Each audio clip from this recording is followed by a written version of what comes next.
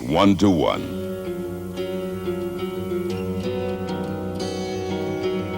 Woke up, it was a Chelsea morning, and the first thing that I heard, paved paradise, put up a parking lot. We got to get ourselves back to the garden.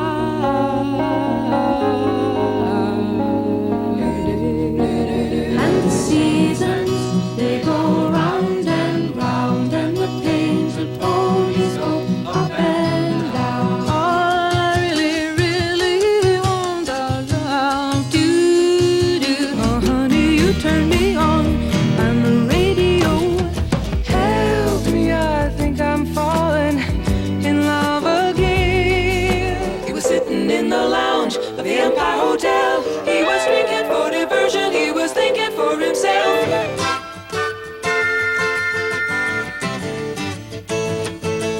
Prisoner on the white lines on the freeway.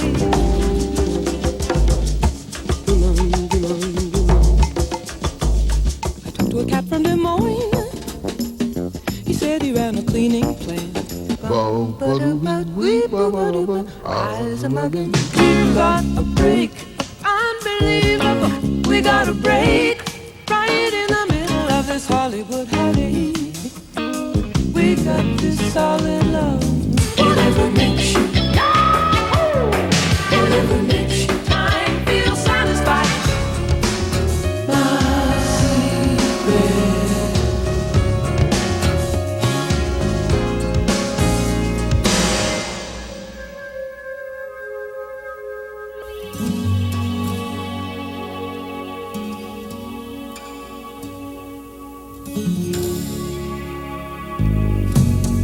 Back in 1957, we had to dance a foot apart,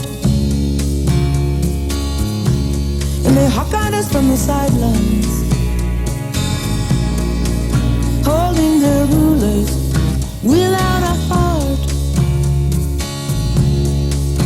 And so with just a touch of our fingers, oh, we could make our circuit re-explode.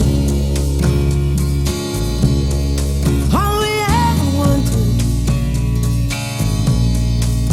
was just to come in from the cold. Night Ride Home is Joni Mitchell's first album in 3 years and her most well-received in 10.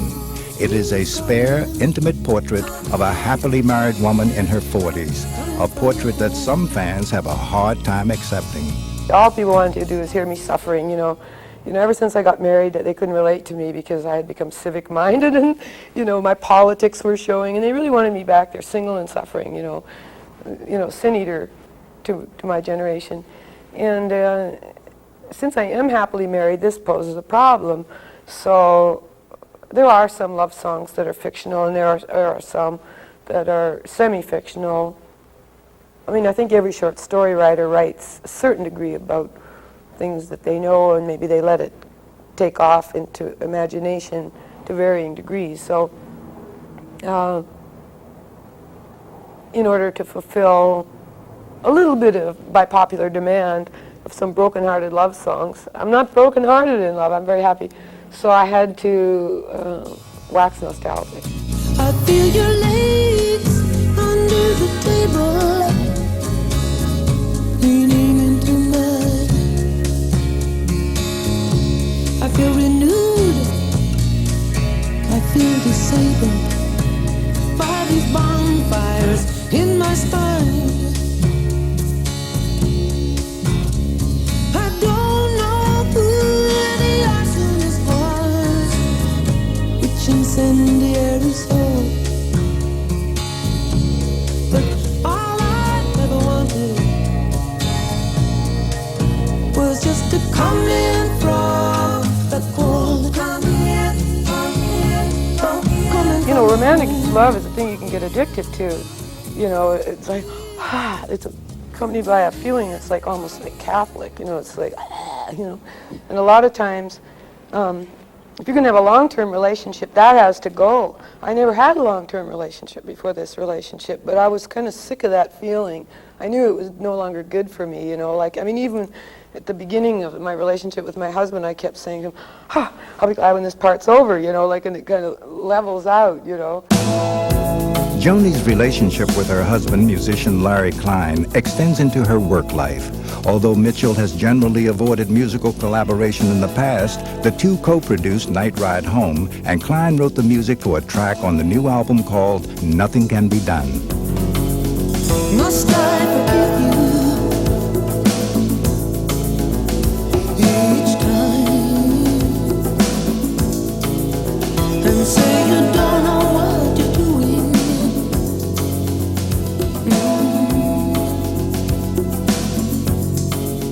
There are no victimless crimes I know. Out here in these graffiti ruins,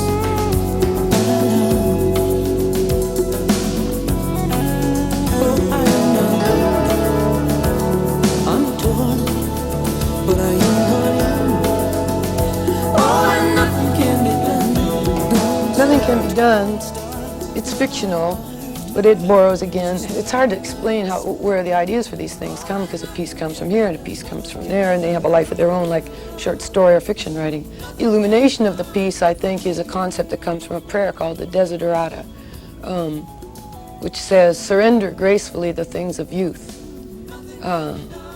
So the theater of the song, the drama of the song, is a middle-aged woman, because I sing it. If a man sang it, it would be a middle-aged man, but you know, in my role, it's a middle-aged woman singing. It's kind of about the middle-aged crazies.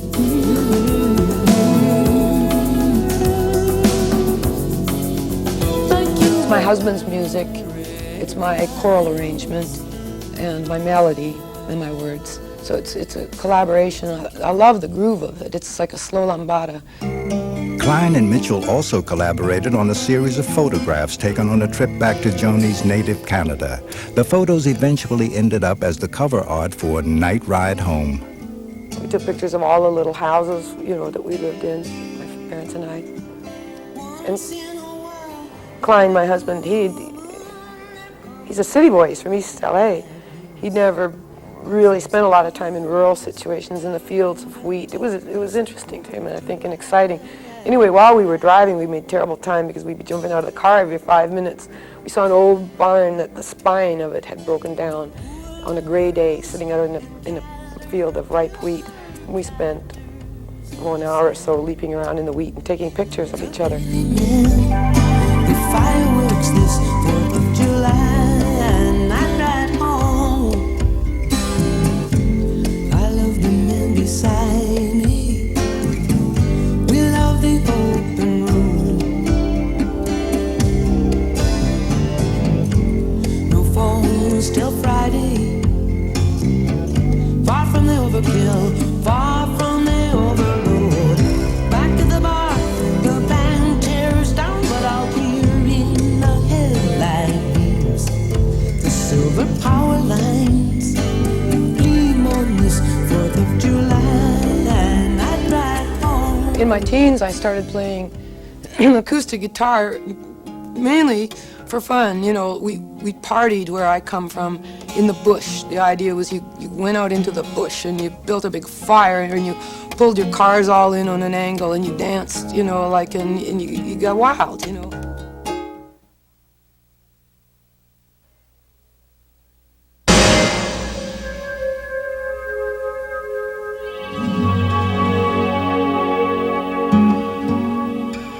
I had a lot of childhood diseases. I had polio when I was 9. In the fight to come back from that,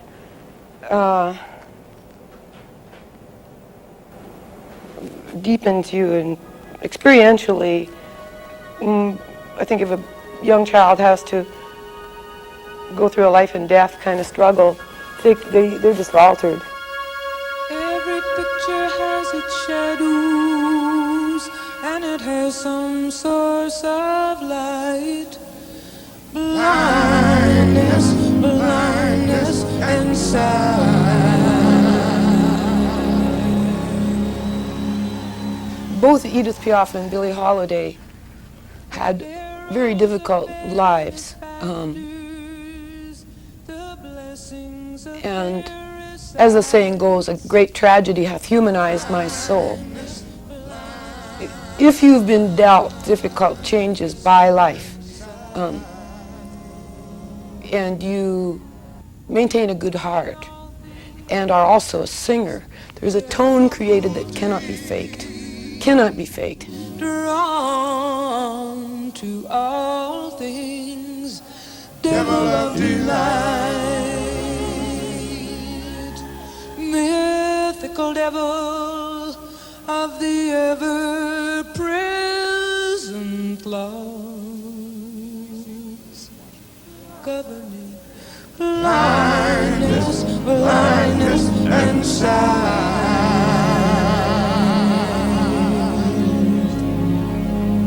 It's the warmth of a heart that somehow or other miraculously remains, they're my babies. You know, like whatever that is, illuminated, whatever gets you there, it's a mystery. It's a keeping of some kind of a faith, divine resignation. So those women, I think, are still to this day my favorite singers. I don't know of anyone in pop music with that depth, or that emotional depth.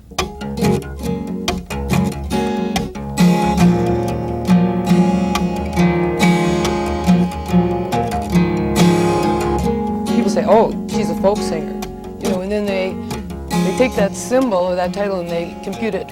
I don't like folk music. Oh, she's a jazz singer. I don't like jazz, you know. So all these labels have a terrible ability to close off the mind of a listener. And I've been battling this my entire career to be discussed simply as a musician.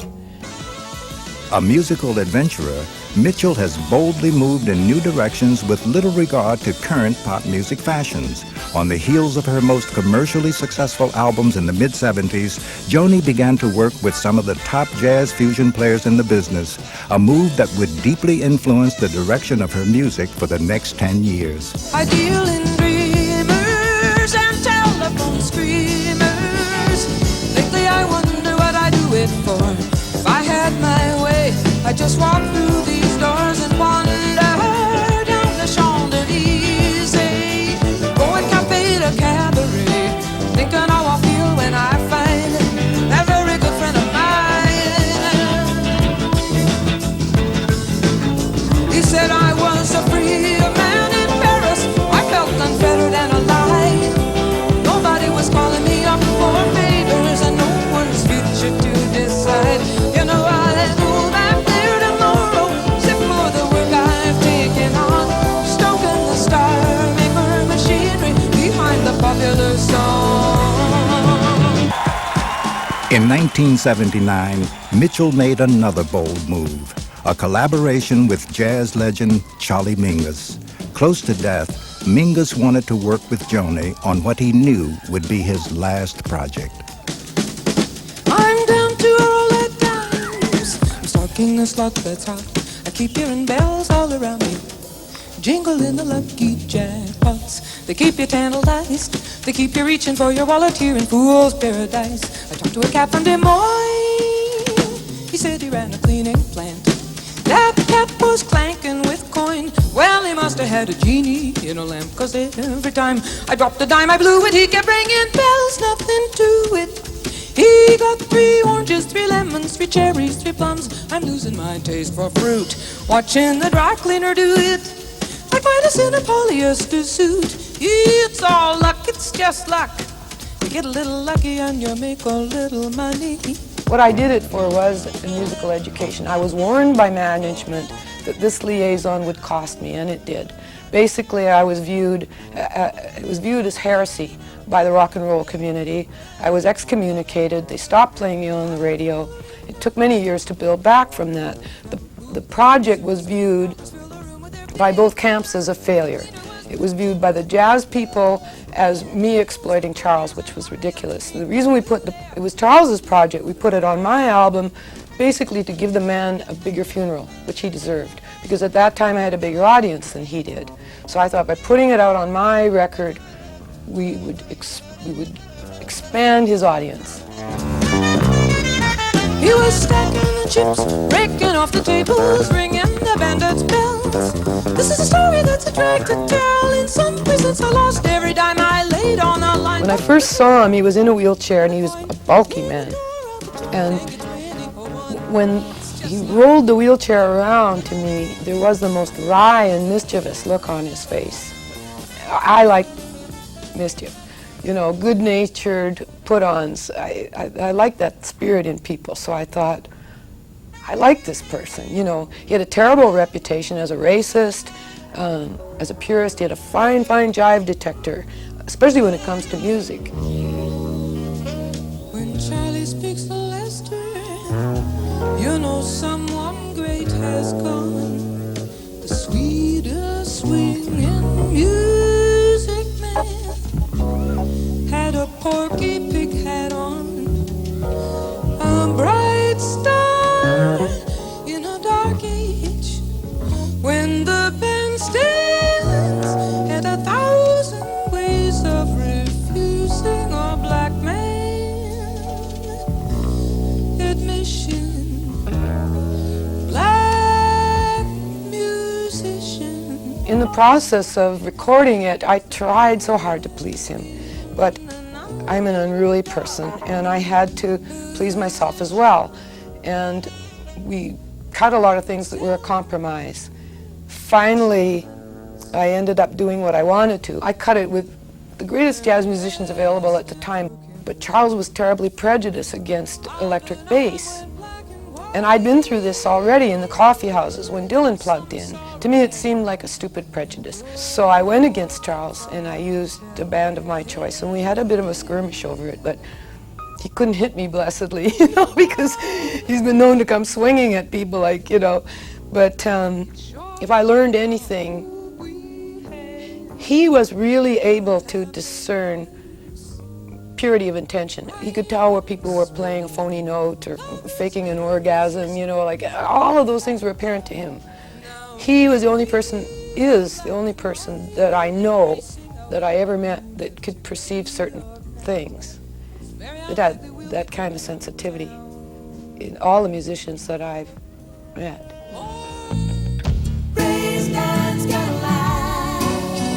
Painting is a square, and your eyes, as you stand in front of it, create the movement. It's a static thing. Sculpting is a static thing. It has the movement. Your hands have had the movement, but the hands are not moving on it now. It's the residue of movement frozen in time, and now the viewer has to give it motion.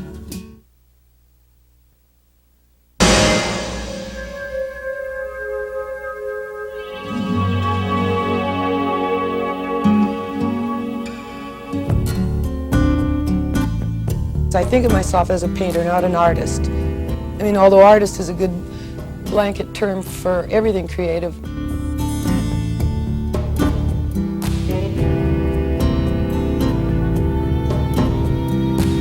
I want to paint a picture. Well, all the arts are different. They engage different faculties. There are overlapping similarities. Certainly aesthetics run through all of them. If your work is ornate, musically it's ornate in your painting. They don't always shift at the same time, but you know, in a long career, and especially with a restless artist like myself, when you crave change in one field, it nearly always shakes up change in another. If, for instance, on my first album, my drawing was very ornate and girlish and fanciful and fantasy-oriented, and I'd even written a children's story called Fanta Real. I was right on the brink of becoming a realist. You know, I was leaving my fantasy-headed youth behind. I was right on the brink of it, but I couldn't make the step. And I ran into a sculptor, and I was drawing one of these very ornate things, and he said, "That's nice." I said, "No, it's not. I hate it." "Why do you hate it?" I said, "It's too ornate." He said, "Oh, here, draw me and don't look at the paper. So I did, and it created a very bold and loose kind of line. Shortly after that, the adjectives began to fall away from my writing. The curlicues began to fall away. The grace notes began to fall away from the picking. The aesthetic shift took place across the board, but it started first with the eye, and then the ears followed. He's the only joy around, but a jolly black boy. The only joy I found, but a jolly black boy. The only joy in town. If I was only a painter, that perhaps I would choose more topical themes, because there would be things in social commentary and so on that would require expression.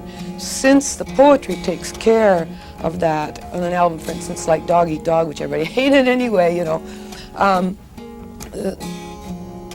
the paintings in their purity, since I'm not in the art game, nor do I care to be, because it has all of the shallow dictates and the commercial considerations, you know, it's a similar gauntlet, perhaps worse even than music.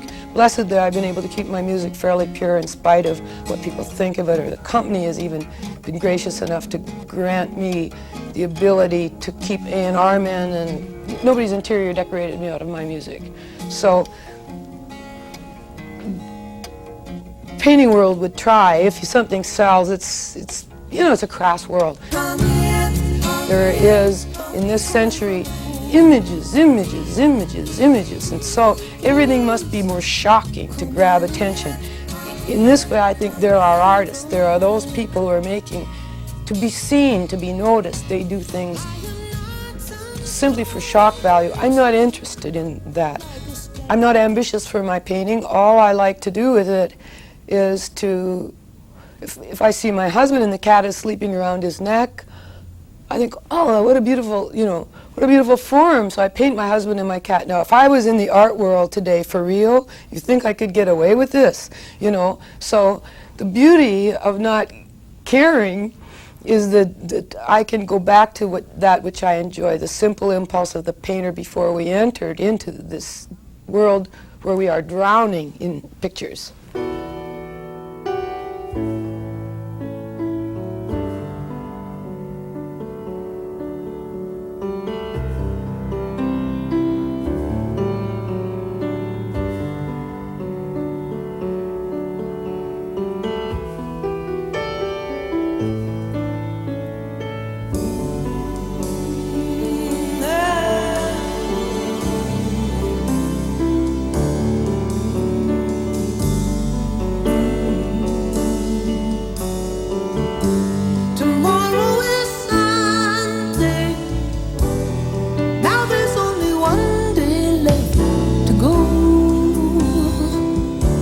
Till you walk by, be